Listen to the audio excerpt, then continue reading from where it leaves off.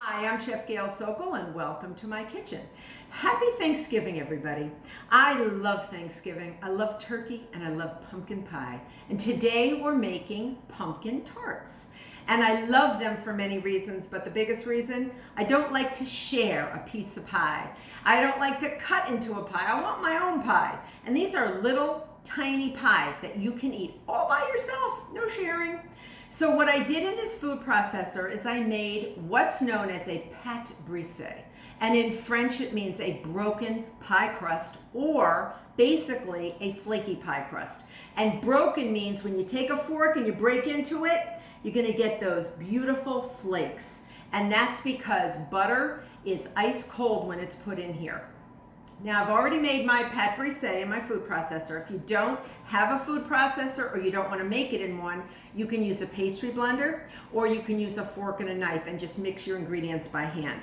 The biggest thing is you want your fat to be pea-sized pieces. So in the food processor, I put 2 cups of all-purpose flour.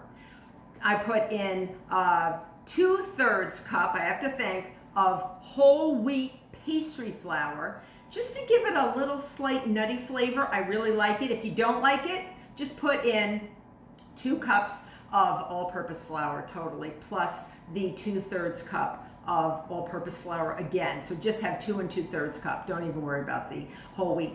Then I added a 1/4 teaspoon of salt and just pulsed.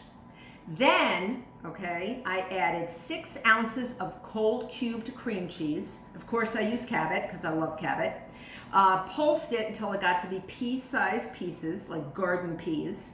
And then I put in 2 sticks or 1 cup of unsalted butter cubed. Just cut it into little tiny cube-sized pieces, put it in, pulse, pulse, pulse. I added 1 tablespoon of an acid. That is my secret. So I used orange juice, fresh orange juice. You could use lemon juice. You could use apple cider vinegar or white wine vinegar. Some people use vodka, but you don't have to. You put it in because it makes your crust extensible. It actually helps it roll out better and it won't spring back. Now, we all know what makes gluten form. It's wheat flour and water. So I added, next to that 1 tablespoon of that acid, that orange juice, I added 6 tablespoons of icy cold water, and it must be icy cold, and the ice is still in there. I pulsed it until it sort of came together, and you can tell when your pastry is ready when you take a bit off. I'm gonna get this out of here. I'm gonna actually dump it into a bowl, and I'm gonna show you. It's sort of dough-like, but it's not totally ready to roll out yet. Let me show you. All right, so I'm gonna get some in there. Get rid of that. And when you see that it all comes together like that, sort of like you're going around the bottom of the bowl, pick it up, put it on some plastic wrap, and if you can squeeze it, and you see how it holds together, it doesn't fall apart in flakes, it's perfect. Just the right amount of water, all right?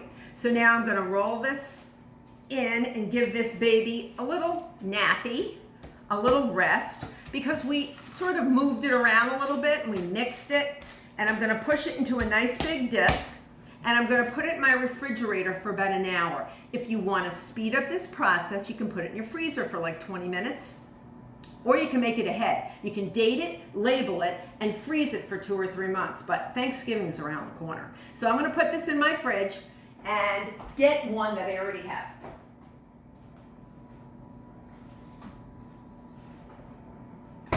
So I made some pumpkin tarts, and I have this. You can see it's relatively hard. This is a small piece of dough. Obviously, it doesn't shrink to this size, so it's exactly that size. This is going to make between 10 and 12 pumpkin tarts, and I'm going to show you something very cool. So when you make this dough, you see the little bits of butter and cream cheese? That's a good thing. You never want to mix a pastry crust perfectly so that everything is homogeneously blended, because these little bits of fat, that's where your flakiness comes from. So you must see those little bits. That's an actually great thing. So what I'm gonna do now is we're gonna form our tarts. And what I have is these English muffin rings, all right? And I put them down on a foil-lined sheet pan, or you could use parchment paper, and I've sprayed them with nonstick cooking spray. You don't have, you know, if you don't have these little liners, don't worry about these English muffin tins. Just take like a can of tuna fish or a small can that's low, not one of the tall ones. Take the top off and the bottom off, and just wash it out really well, and you have yourself a mold. All right. So again, this is going to make 10 to 12. You want to preheat your oven to 375 degrees. This is known as a custard pie, a pumpkin pie. So we're going to get these ready first, and it's important to flour your surface. So this is my work surface. So I'm going to flour it very nicely. And you do want your crust to be cold. Cold is good. My hands are warm, so you really want to make sure that you keep everything cold. Now, this is about a 5-inch diameter bowl, and I would like to use that as my mold and my guide because I want to make sort of these fluted, sort of, I don't know, kooky, rustic pumpkin tarts. All right, you can do whatever you want. This is where you work your abs. You actually work your abs. So I'm going to make a few, and you want to notice what I'm doing. I roll 2 or 3 times and I rotate. Roll 2 or 3 times and rotate, and you must make sure you have enough flour. If you don't have enough flour, add more. And I'm not big on using a lot of flour, especially when it comes to yeast spreads. Pie crust, whole different animal. All right, so you want to get this about 1/8 of an inch thick. Rotate, rotate. So you want to maintain that round shape. Keep rotating. And you can see the little flecks of butter and cream cheese in there. I can see them. I don't know if you can see them, but I can see them, and I know that's going to be a flaky crust. And pâte brisée just means when you get that fork in there, it's going to be just beautiful. You should be able to move your crust all the time. And yes, there's a lot of flour on there, but I'm going to brush it off. So I have my beautiful pastry brush ready. You should always have a pastry brush. And you're going to get this pastry brush to get all that flour off. Just get that off. Because you really don't want anything to stick. All right. I was a little generous with the flour. I remember teaching a student once who was covered in flour every day when I baked with her. All right, so we're going to use this as a mold. Take a small sharp knife and go all the way around. All right. And make as many as you can from them. Remember, you'll have a lot more dough. All right. And what I like to do with the scrap, if you have a little bit of scraps, just get some tiny cookie cutters, like leaves or pumpkins, and make some little, what I call, tiny, tiny little pie crust decorations. And then what I do is I egg wash them with a little bit of egg wash or an egg white. And then what I do, because you're going to have an egg white left over from our filling, you'll see in a little while. And then what I like to do is I like to sprinkle them with sugar and bake them separately. You don't want to bake them with the actual little tarts. All right, so let me show you what we're going to do. I'm going to actually put this here so you can see it better. So you're going to go in your mold. You see that? Gently fit it in and flute it. Make sure there's these little loop-de-loops in there. You see that? I'm going to do a quick cleanup. And then, quick cleanup. And again, if you do have a slab or a work surface, you do want to clean it off with your dough scraper, your bench scraper. And that is a great way to do that. All right? So give me a second to clean up because I want to show you how we make our beautiful spiced pumpkin filling. It is delicious. Now some of you might want to use your own pumpkin and roast it, and you can. I do not do that. I like the canned. You don't want to buy pumpkin pie filling You want to buy pumpkin pie. You want to buy pumpkin, like canned solid pumpkin. That's what you want. Okay. Delightful filling. Let's make our delicious filling. And you do not bake these ahead. You're going to fill all your little rings. Again, 10 to 12 rings. And I don't have that many rings either, so I just do them in batches. And in a bowl with a whisk, one 15-ounce can of solid pumpkin, like we discussed before, not a pumpkin pie filling.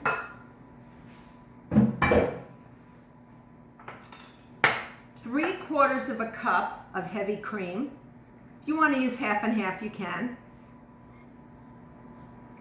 Now, I love using maple syrup. 2 tablespoons of maple syrup, high quality maple syrup.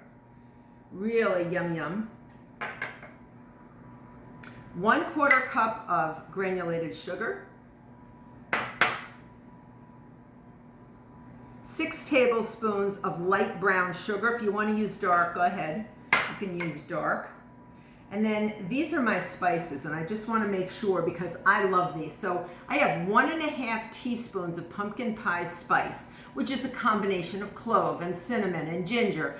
And if you want to use them individually, you can, but the pumpkin pie spice, it has it all in there.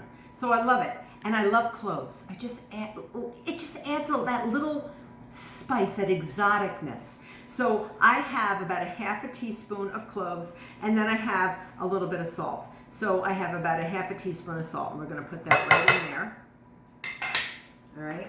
2 tablespoons of melted butter, unsalted butter. If you want to use light butter, you can, but it's Thanksgiving. And I have 3 whole eggs and a yolk. Again, remember I told you we're going to have an extra white so you could actually brush your little scraps to make your little leaf scraps or pumpkin scraps from your tart. And that'll be your little decoration that you can put on top. So we're going to whisk this up really, really well. All right.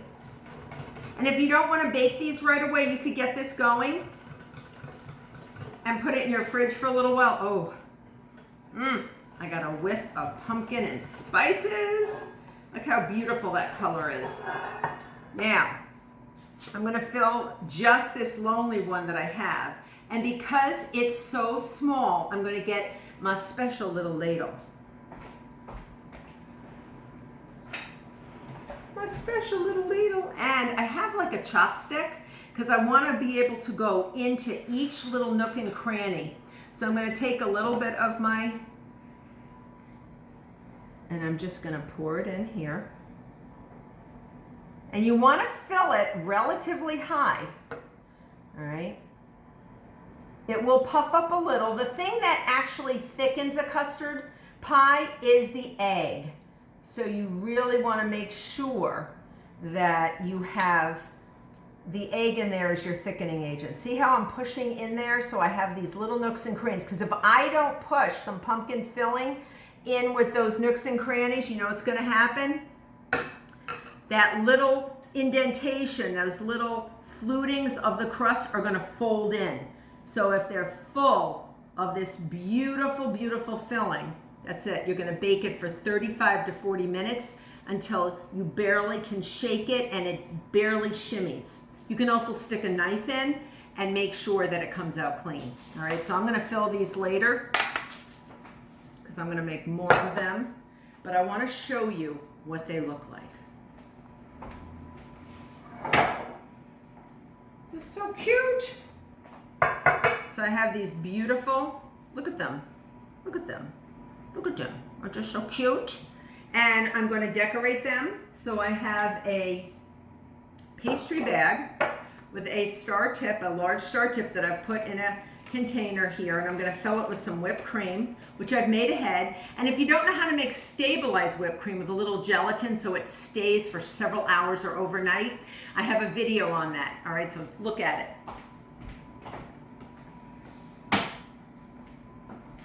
Whipped cream, with just a touch of confectioner's sugar. And I made this hours ago, and it's beautiful and stable. You can just dollop a little bit on if you don't want to make it that fancy, but why not, right? Why not? So I like to fill this. Don't fill it too full, maybe halfway. Okay, I cuffed it. Remember how I always do that, cuff it and then twist. And then I'm going to make some rosettes on top. These are rosettes, or you can do whatever you want, whatever you're feeling. Now we're not done yet. So you could say, hey, I'm done. I'm just gonna put a little dusting of maybe, pumpkin pie spice or a little nutmeg. Not done yet. I'm Chef Gail, right? So hold on. I made some beautiful little leaf scraps and I made some pumpkin brittle. So you can see how beautiful these are. You can see that I've made different type of leaves and I've sugared them with that extra egg whites and just egg wash. And you bake them for a few minutes less, all right? And I've also made some pumpkin seed brittle. So let me take that and I just stick it in here, make it so pretty. All right, and then a little leaf. Oh, so beautiful. So beautiful. All right. I love this. Oh, I love this. I love this. All right, and then you can make different type leaves. I have different leaves if you want a couple of leaves on there. And this pumpkin brittle is so easy to make. It's just a cup of sugar, half a cup of water boiled until it looks like brewed tea. And then I mix in a cup of pumpkin seeds, half a teaspoon of cinnamon. And you want to pour it out onto either a Silpat mat or parchment covered sheet pan and just let it firm up. Isn't that gorgeous? So I hope you enjoy your Thanksgiving pumpkin tarts from me to you. I wish you and your family a most happy Thanksgiving. And I hope you become a subscriber. Until next time.